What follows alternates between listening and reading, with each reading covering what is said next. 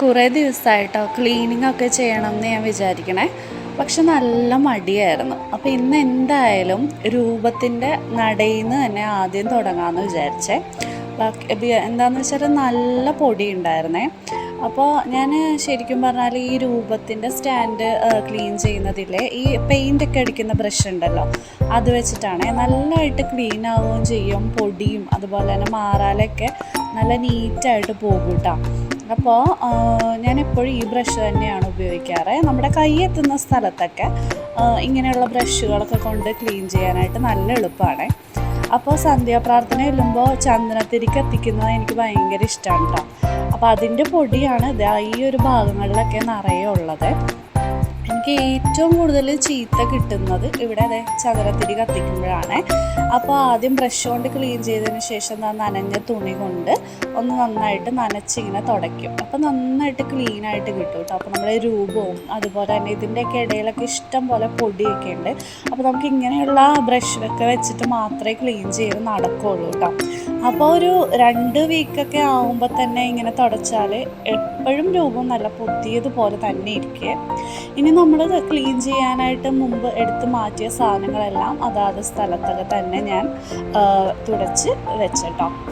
അപ്പോൾ ഇതെല്ലാം കഴിയുമ്പോൾ നിങ്ങളൊന്ന് നോക്കണേ എങ്ങനെയുണ്ട് എൻ്റെ ഒരു രൂപം സ്റ്റാൻഡിൻ്റെ ഒരു പുതിയ ലുക്ക് എങ്ങനെയുണ്ടെന്നൊന്ന് നോക്കണം കേട്ടോ. നല്ല ഭംഗിയില്ലേ ഇപ്പോൾ കാണാനായിട്ട്. അപ്പോൾ നമ്മൾ സാധാരണയായിട്ട് രൂപത്തിൻ്റെ നടയിൽ ഒരു സാധനവും വെക്കരുത് കേട്ടോ. ചിലർ താക്കോല്, അതുപോലെ ration card, electricity bill, water bill, TV remote, ഇതൊക്കെ വെക്കുന്നത് ഞാൻ കണ്ടിട്ടുണ്ട് കേട്ടോ. അപ്പോൾ അതുകൊണ്ട് പറഞ്ഞാണ്. പിന്നെ എൻ്റെ കിച്ചൻ്റെ അവസ്ഥ നിങ്ങളൊന്ന് നോക്കിക്കോ. രാവിലെ തന്നെ ശരിക്കും ഒരു അന്തത്തട്ടാണ്. അപ്പോൾ ഇന്ന് രാവിലെ ഇഡ്ഡലി, സാമ്പാർ, ചട്നിയൊക്കെ ആയിരുന്നു. അതുകൊണ്ട് പാത്രങ്ങൾ സിങ്കിൽ നല്ല കുന്നുകൂടി കിടക്കണ്ടേ. അപ്പോൾ കുക്കിങ്ങും ക്ലീനിങ്ങും കൂടി ഒരുമിച്ച് കൊണ്ടുപോകുന്ന ആൾക്കാരെ കാണുമ്പോൾ ശരിക്കും ഒരു ബഹുമാനം തോന്നാറുണ്ട്. പക്ഷേ എനിക്കൊരിക്കലും ഇത് ഒരുമിച്ച് കൊണ്ടുപോകൽ നടക്കാറില്ല സാധാരണ. അപ്പോൾ ഇനിയിപ്പോൾ ഒന്നേന്ന് തുടങ്ങണം. അപ്പോൾ ഇന്നലെ കഴുകി വെച്ച പാത്രങ്ങളൊക്കെയാണ് ഇതെല്ലാം ഈ ഒരു റാക്കിലിരിക്കുന്നത്. അപ്പോൾ അതെല്ലാം എടുത്ത് എനിക്ക് എൻ്റെ ഷെൽഫുകളിലേക്ക് വെക്കണം. എന്നാൽ മാത്രമേ അടുത്ത സെറ്റ് നമുക്കതിൽ നിറക്കാൻ പറ്റുള്ളൂ. അപ്പോൾ അതെല്ലാം എനിക്കുണ്ടല്ലോ ഈ പാത്രങ്ങളൊക്കെ ഇങ്ങനെ ഓരോന്ന് ചിലവരെടുക്കുമ്പോൾ കഴുകി വയ്ക്കും.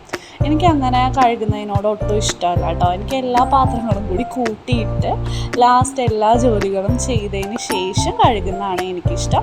അപ്പോൾ ഉണ്ടായിരുന്ന കഞ്ഞിവെള്ളം അങ്ങനെയുള്ള വേസ്റ്റുകളെല്ലാം ഞാൻ സിങ്കിലൊന്നും ഒഴിക്കാറില്ല. അത് പുറത്ത് കൊണ്ടുപോയിട്ട് എൻ്റെ കപ്പളങ്ങ മരത്തിനാണ് കേട്ടോ ഒഴിച്ചു കൊടുക്കാറ്. ഇന്ന് എന്താണെന്നറിയില്ല, മഴയൊന്നും ഉണ്ടായിരുന്നില്ല കേട്ടോ. നല്ലൊരു ക്ലൈമറ്റ് ആയിരുന്നേ. അതുകൊണ്ട് മടിയൊന്നും ഉണ്ടായിരുന്നില്ല. അപ്പോൾ ഞാൻ കഴുകി വെച്ച പാത്രങ്ങളൊക്കെ ഇല്ലേ, എനിക്ക് പണ്ടേ ഉള്ളൊരു സ്വഭാവമാണ്. വലിയ പാത്രങ്ങളൊക്കെ ഞാൻ കൊണ്ടുപോയിട്ടില്ലേ വെയിലത്ത് വെച്ച് നന്നായിട്ട് ഉണക്കും. അതിന് ശേഷം മാത്രമേ ഞാൻ എൻ്റെ റാക്കിലേക്ക് വെക്കുള്ളൂ. അപ്പോൾ അതിൻ്റെ കൂടെ എൻ്റെ മഞ്ഞപ്പൊടിയും മല്ലിപ്പൊടിയും തീർന്നിട്ടുണ്ടായിരുന്നേ. അപ്പോൾ അതിൻ്റെ പാത്രങ്ങളും കൂടി ഞാൻ കഴുകി ഉണക്കാൻ വേണ്ടി വെച്ചിട്ടുണ്ട്. ഇനി അടുത്തതെന്ന് പറഞ്ഞാൽ കിച്ചൻ്റെ കൗണ്ടർ ടോപ്പ് ക്ലീൻ ചെയ്യണേ. അപ്പം ഞാൻ യൂസ് ചെയ്യുന്നത് ഡിഷ് വാഷ് ഒഴിക്കും, കുറച്ച് വിനീഗർ ഒഴിക്കും കേട്ടോ. അപ്പോൾ അതെൻ്റെ കയ്യിലേക്ക് കുറച്ച് ഡിഷ് വാഷ് വീണേ, അങ്ങനെ തന്നെ വീണായിരുന്നു. അപ്പോൾ ഇത് രണ്ടും കൂടി മിക്സ് ചെയ്തിട്ട് നന്നായിട്ടൊന്ന് ഷേക്ക് ചെയ്തിട്ട് സ്പ്രേ ചെയ്യും. സ്പ്രേ ബോട്ടിൽ വെച്ചിട്ട് സ്പ്രേ ചെയ്യും കേട്ടോ. അപ്പോൾ ഈസി ആയിട്ട് നമ്മുടെ എന്തെങ്കിലും സ്റ്റെയിനൊക്കെ ഉണ്ടെങ്കിൽ ഇങ്ങനെ ചെയ്ത് കഴിഞ്ഞാൽ ഈസി ആയിട്ട് നമുക്കതൊന്ന് തുടച്ചെടുത്താൽ മതി കേട്ടോ. അപ്പോൾ ഇപ്പോൾ എൻ്റെ കിച്ചൺ കണ്ടോ എങ്ങനെയുണ്ട്. ആദ്യം കണ്ട ആ ഒരു ലുക്കിൽ നിന്നൊക്കെ മാറി കൗണ്ടർ ടോപ്പും എല്ലാം നല്ല നീറ്റായിട്ട് തുടച്ച് സിങ്കൊക്കെ കഴുകി പാത്രങ്ങളെല്ലാം എടുത്ത് വെച്ചിട്ടുണ്ട് കേട്ടോ. അപ്പോൾ എൻ്റെ ഗപ്പിക്കുട്ടൻ്റെ വെള്ളമൊക്കെ ഞാനൊന്ന് മാറ്റി ഒരു ചെറിയൊരു മണി പ്ലാന്റിൻ്റെ ചെടിയൊക്കെ എടുത്ത് വെച്ച് കൊടുത്തിട്ടുണ്ട്. അപ്പോൾ അതിൻ്റെ ഒരു ഹാപ്പിനെസ്സിൽ അവൻ ഓടി നടക്കുകയാണ്. അപ്പോൾ വെള്ളം ഇത്തിരി ഡാമേജ് ആയി കഴിയുമ്പോൾ ആളൊന്ന് സൈലൻ്റ് ആവും. അപ്പോൾ നമ്മുടെ പാത്രങ്ങൾ ഉണങ്ങിയിട്ടുണ്ടായിരുന്നു. അപ്പോൾ അതിലേക്ക് ഞാൻ മഞ്ഞൾപ്പൊടിയും അതുപോലെ തന്നെ മല്ലിപ്പൊടിയൊക്കെ റീഫിൽ ചെയ്ത് വെക്കുകയാണ് കേട്ടോ.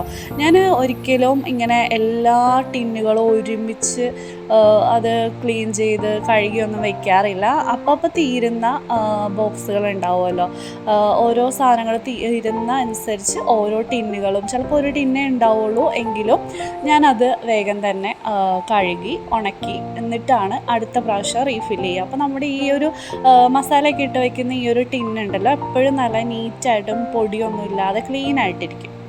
അപ്പോൾ ഇനി അടുത്തതെന്ന് പറഞ്ഞാൽ നമ്മുടെ ബെഡ്റൂമുകൾ അതാണ് അടുത്ത ടാസ്ക്. അപ്പോൾ ഇതാ ഞങ്ങളുടെ റൂമാണെങ്കിലും അതുപോലെ മോൻ്റെ റൂമാണെങ്കിലും ഒക്കെ ആകെ അലങ്കോലമായിട്ട് കിടക്കുകയാണ്. അപ്പോൾ ഞാൻ ഇന്നലെ ബെഡ്ഷീറ്റ് മാറ്റിയതേ ഉള്ളൂ കേട്ടോ. അപ്പോൾ അതുകൊണ്ട് ഇതൊന്ന് തട്ടിക്കൊട്ടി ഒന്ന് വിരിച്ചാൽ മതിയാവും. അപ്പോൾ അതിനായിട്ട് ആദ്യം തന്നെ ഇതാ ബെഡൊക്കെ വിരിക്കുകയാണ്.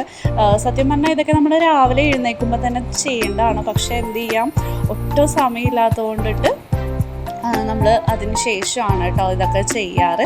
അപ്പോൾ ഇതാ ആദ്യം തന്നെ ബെഡൊക്കെ ഒന്ന് വിരിച്ചു. നമ്മളുടെ ബ്ലാങ്കറ്റും പുതപ്പൊക്കെ എടുത്ത് അതാത് സ്ഥലങ്ങളിലൊന്ന് മടക്കി വെക്കുകയാണ് കേട്ടോ. അപ്പോൾ രാത്രി കുറച്ചും കൂടി എളുപ്പമായിരിക്കുമല്ലോ നമുക്ക്.